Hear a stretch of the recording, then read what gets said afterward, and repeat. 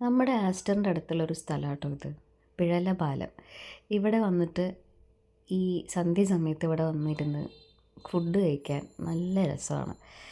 Actually ഞങ്ങളത് accidentally കണ്ടതാണ്. ഈ പാലത്തിൻ്റെ അവിടെ ഞങ്ങൾ വന്ന് നിൽക്കാറേ ഉള്ളൂ. പക്ഷേ ഇവിടെ ഇങ്ങനത്തെ ഒരു ഫുഡ് ട്രക്ക് വന്നിട്ടുണ്ടെന്നുള്ളത് ഞാൻ ആദ്യമായിട്ടാണ് കാണുന്നത്.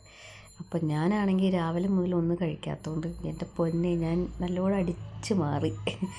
ഇത് ബ്രെഡും നല്ല ഈ ആവിയിൽ വേവിച്ച ബ്രെഡും ചിക്കൻ കറി ആണെങ്കിൽ ഒരു രക്ഷയില്ലാത്ത ടേസ്റ്റ്. നമ്മളൊക്കെ ഈ വീട്ടിലുണ്ടാക്കുന്ന ഒരു ടേസ്റ്റ്. പിന്നെ കപ്പ ചിക്കൻ കറി വീണ്ടും പറഞ്ഞു. പിന്നെ ലാസ്റ്റ് നമുക്കൊരു കട്ടനിൽ നമുക്ക് അവസാനിപ്പിക്കാം. അങ്ങനെയുണ്ടോ ഈ സമയത്ത് ഇവിടെ നല്ല കാറ്റ്.